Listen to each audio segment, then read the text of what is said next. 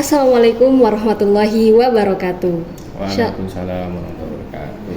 Shalom, Om Swastiastu, Namo Buddhaya, Salam Kebajikan. Halo Sobat SHJ dimanapun kalian berada, semoga selalu dalam lindungan Tuhan Yang Maha Esa. Selamat siang dan selamat datang kembali di Podcast Time. Podcast yang membahas isu-isu sosial terkini dengan sudut pandang yang mendalam dan berimbang. Hari ini bersama saya tentunya Anggita Suprapto Putri, kita akan membedah sebuah realita yang seringkali disembunyikan di balik tabir kehidupan modern. Pergaulan bebas bukan sekedar gosip atau sensasi, melainkan sebuah isu kompleks yang berdampak luas pada kesehatan, psikologi, dan tentunya masa depan generasi muda kita. Kita sering mendengarnya di berita, media sosial, atau bahkan mungkin terjadi di lingkungan sekitar kita. Tapi, seberapa dalamkah kita memahami dampaknya? Dan seberapa siapkah kita untuk menghadapi tantangannya? Di episode kali ini, kita akan menyelami berbagai aspek pergaulan bebas. Bukan untuk menghakimi, melainkan untuk memahami. Kita akan membahas konsekuensi, tantangan, dan solusi yang mungkin. Bersama kita akan mencoba mencari jawaban dari pertanyaan-pertanyaan yang krusial yang seringkali terabaikan. Untuk mendalami isu ini lebih lanjut, kami telah mengundang seorang narasumber yang berpengalaman dan berkompeten di bidangnya, yaitu Bapak Roni Setiawan. Selamat datang, Pak. Selamat datang. Selamat siang juga. Selamat siang. Beliau adalah salah satu dosen di Stikes Husada Jombang. Terima kasih sebelumnya Pak sudah meluangkan waktu untuk datang dan berbagi pengetahuan di podcast kami. Tapi sebelum kita masuk ke pembahasan nih Pak, selain Bapak menjadi dosen tuh Bapak kesibukannya akhir-akhir ini tuh apa aja sih Pak? Kalau untuk kesibukan formal atau non formal? Formal bisa, non formal juga bisa Pak. Oke, kalau untuk non formal dulu ya, karena kebetulan aktif di pendidikan. Nah, artinya kita harus mencari pengetahuan yang lebih di luar. Artinya kita harus mencari relasi bagaimana isu-isu tentang pendidikan, baik update terkait masalah mahasiswa maupun isu-isu sebagai dosen juga harus update, sehingga mahasiswa untuk mendapatkan atau update ilmu juga update, sehingga kita harus mengikuti tren-tren isu yang ada di masyarakat. Kalau untuk organisasi ya ada organisasi formal juga, ada organisasi non formal juga, sehingga ilmu pengetahuan yang ada di luar kita implementasikan di institusi seperti itu. Berarti Bapak ini sangat update tentang isu-isu terkini ya Pak? Karena kebetulan saya kan masih muda juga ya, artinya kita tidak boleh kalah saing ya dengan teman-teman mahasiswa sebagai milenial ya. Milenial kita harus mengikuti tren tersebut karena tentunya sebagai dosen juga harus mengikuti era zaman modern seperti saat ini, seperti global digital dan sebagainya, kita harus mengikuti itu. Nah teman-teman, karena kita udah tahu nih ternyata Bapak Roni ini ternyata sangat update tentang isu-isu sosial terkini. Gimana kalau kita langsung aja masuk ke pembahasan? Silahkan Pak, lantai terbuka untuk Anda. Silahkan berbagi pengetahuan dan wawasan Bapak mengenai pergaulan bebas. Oke, baik, terima kasih sebelumnya. Assalamualaikum warahmatullahi wabarakatuh. Waalaikumsalam warahmatullahi wabarakatuh. Selamat siang. Salam SHJ ya. Iya. Salam SHJ. Perkenalkan, saya Roni Setiawan. Kebetulan saya home base di Stikes Husada Jombang di prodi Profesines. Nah, di sini saya sejak 2017 bekerja di sini sampai saat ini 2025, artinya sudah berapa tahun? 2017, 17, 18, 19, 20, 21, 22, 23, 24, 25, 8 tahun. 9 tahun. Ya, 9 tahun, maaf 9 tahun. Artinya dalam berkecimpungan di dunia remaja, karena mungkin sebelumnya saya sudah melewati masa-masa remaja. Artinya ya sudah melampaui masa-masa remaja di situ. Nah, sudah tahu apa yang diinginkan oleh remaja dan apa di dalamnya remaja bisa melakukan penyimpangan. Nah, kalau masalah kenakalan remaja, nah kita harus tahu apa yang disebut dengan kenakalan remaja. Apa dengan nilai jelek itu disebut kenakalan, atau sering nggak masuk itu disebut kenakalan. Kita harus tahu bahwasanya kenakalan remaja itu penyimpangan baik nilai, moral maupun sosial. Nah, di situ banyak negatifnya. Kalau kenakalan remaja itu gak ada positif ya, Iya, otomatis betul, negatif. Nah, tapi di situ bagaimana kenakalan remaja ini bisa dimanage menjadi positif. Nah, artinya kalau bicara masalah kenakalan, nah kita harus benar-benar mengkolaborasikan antara pendidikan yang ada di institusi dengan yang ada di luar. Nah, karena mayoritas kalau kenakalan remaja itu pertama paling utama adalah lingkungan atau teman, ya kan? Contoh kecilnya nggak masuk kuliah, nah itu merupakan kenakalan remaja. Nah, di dalam kenakalan remaja itu ada dua, kenakalan remaja yang melanggar hukum, kenakalan remaja yang tidak melanggar hukum. Nah, ini saya ulas seluruhnya atau seperti apa ini? Atau dua-duanya saya ulas atau salah satu yang melanggar hukum mau diulas atau yang mungkin yang nggak melanggar hukum. Yang nggak melanggar hukum dulu ya. Oke. Kenakalan remaja yang tidak melanggar hukum. Nah, ini salah satu contohnya adalah kalau kita masa menempuh pendidikan mahasiswa contohnya. Nah, itu bolos. Nah, itu merupakan kenakalan remaja yang tidak melanggar hukum. Nah, itu kan sebenarnya kembali lagi ke individu. Bagaimana mahasiswa ini tidak mengikuti perkuliahan. Nah, itu ada beberapa faktor. Mungkin pertama ya paling aktual yaitu dipengaruhi oleh temannya.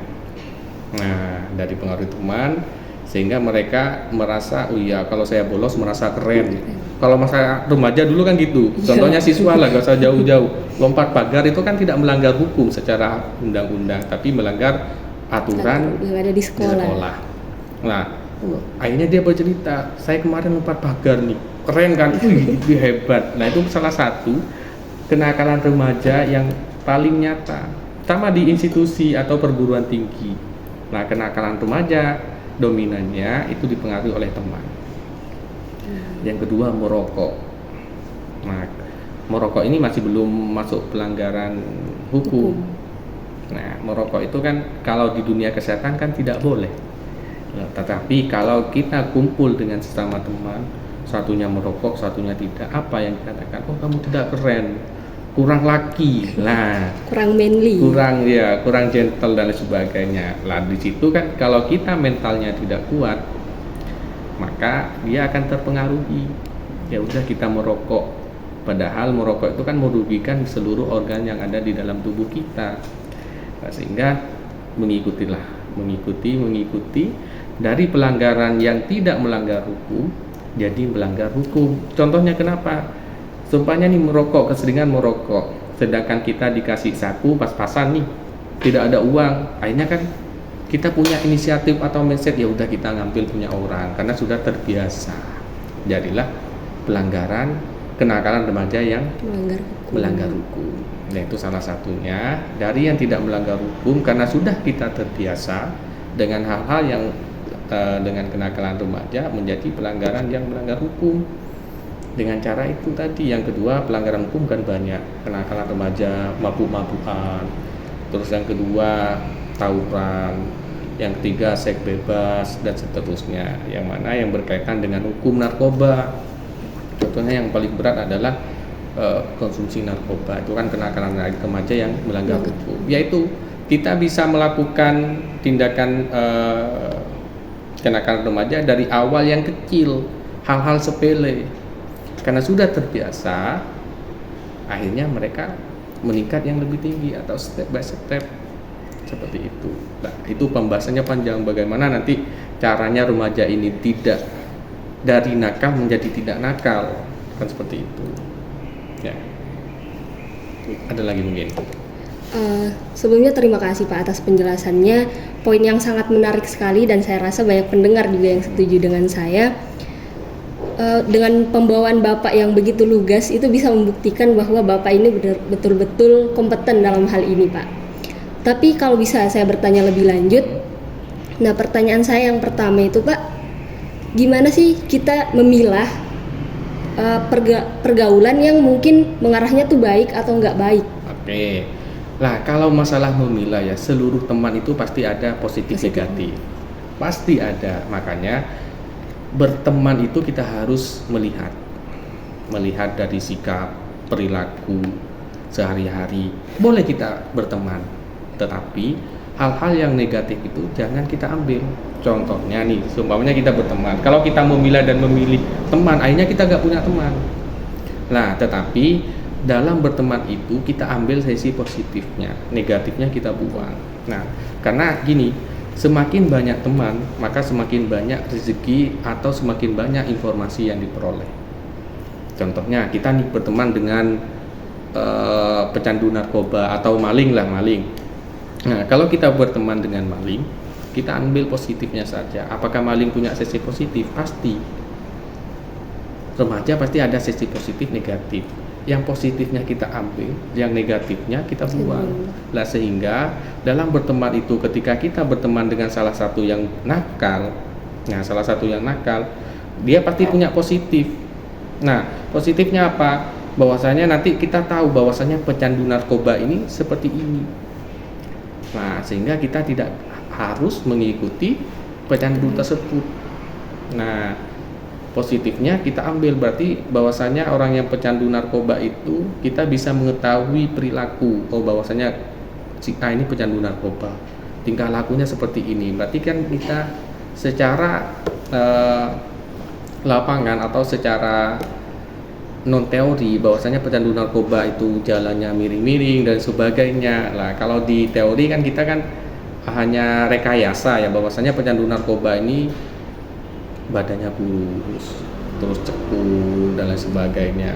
Nah, tetapi di dunia nyata apakah sama dengan teori? Yaitu semua teman harus kita berteman, tetapi ambil positif dan negatifnya. Positifnya kita jadikan suatu teman, negatifnya ya udah kita buang aja. Nah, bagaimana cara memilah?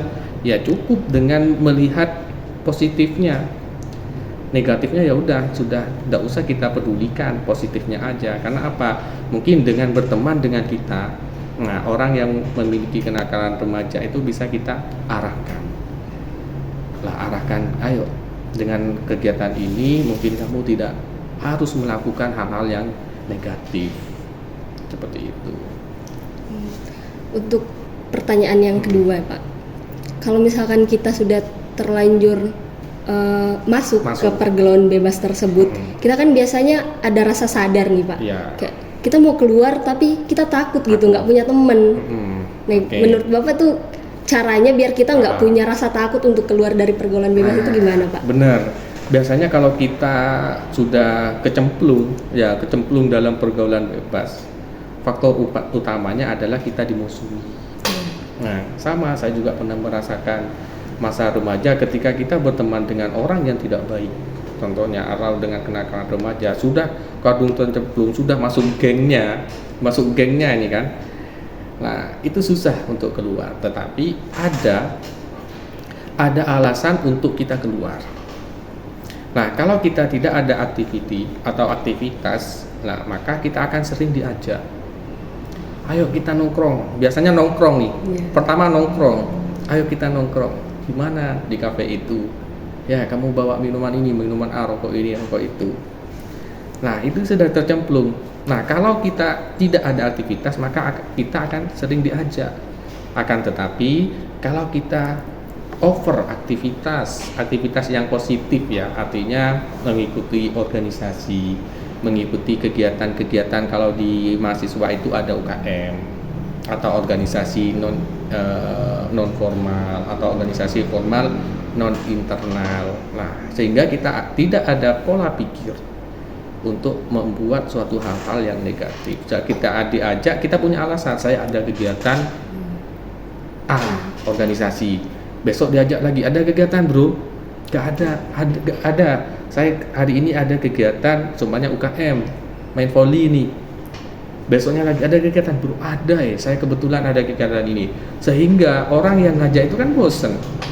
Jangan ajak itu lagi.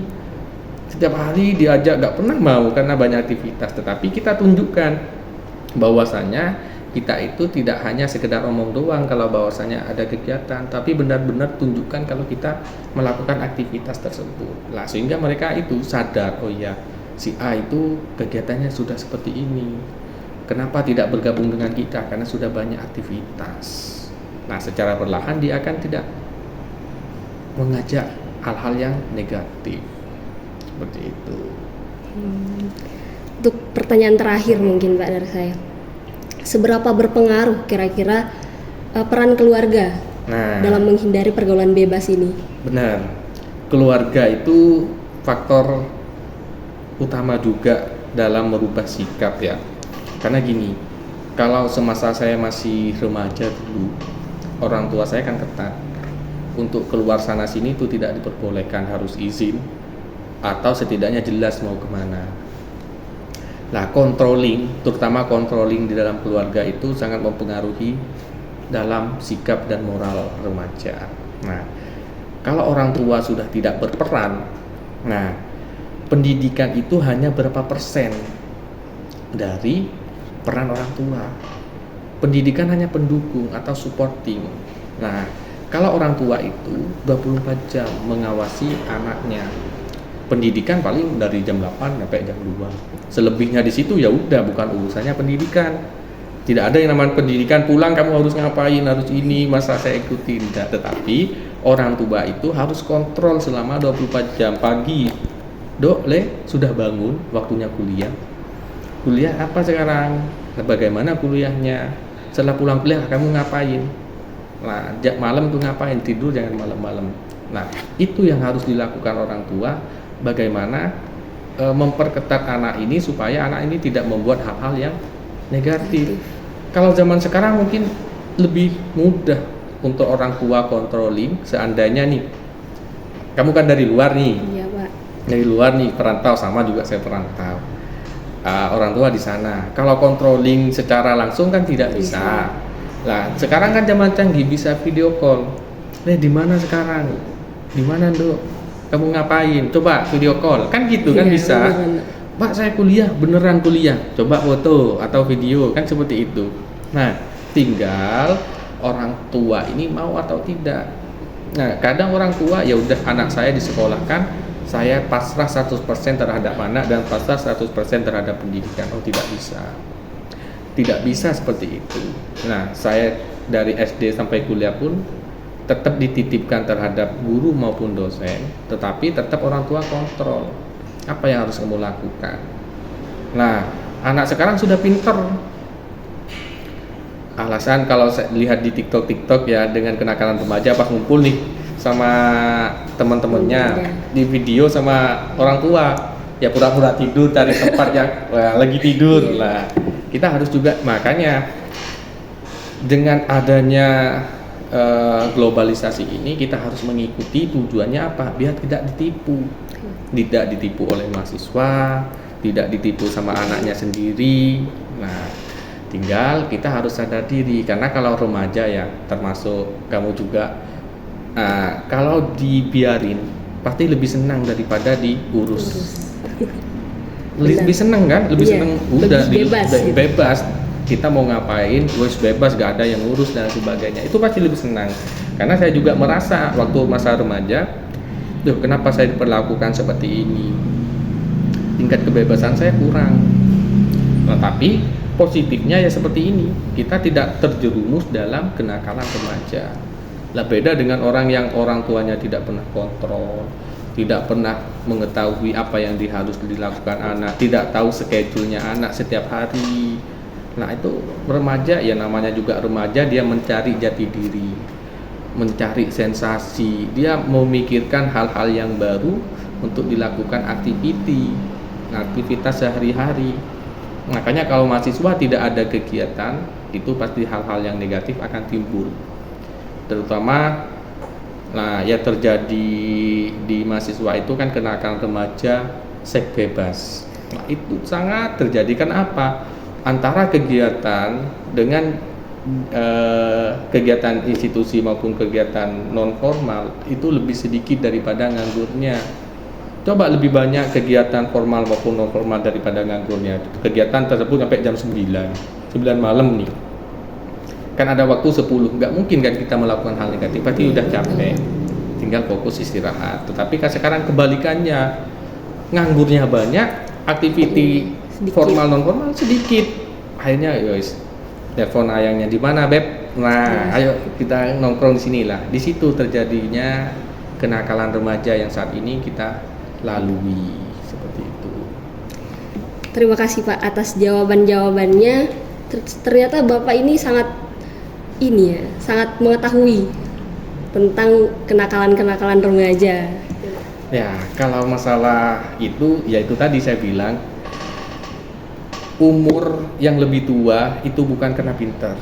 Dosen itu termasuk dosen guru bukan karena pintar, karena sudah lebih dulu mengetahui atau melampaui, sehingga apa yang dilakukan oleh mahasiswa atau remaja itu sudah pernah dilalui juga. Artinya dilalui itu bukan melakukan, tapi mengetahui kenakalan remaja yang lain, sehingga kita mengantisipasi bagaimana anak didik kita, anak kita tidak terjumus di dalam kenakalan remaja. Nah, antisipasinya banyak sekali. Kalau kenakalan remaja, terutama kita bahas mahasiswa ya, jangan bahas yang siswa-siswa, karena kebetulan kita bekerja di instansi perguruan tinggi. Nah, makanya institusi mengadakan atau melaksanakan kegiatan-kegiatan baik formal maupun non formal. Tujuannya apa? Pak, masuk kesehatan tuh tugasnya banyak, pasti kan? Iya. Tugasnya banyak, hafalannya banyak dan sebagainya. Tujuannya apa? Pertama, tujuan kita adalah karena kita berhubungan dengan manusia, berarti kita harus benar-benar benar-benar mengetahui apa yang sudah dilakukan selama menjadi tenaga medis profesional. Itu yang pertama.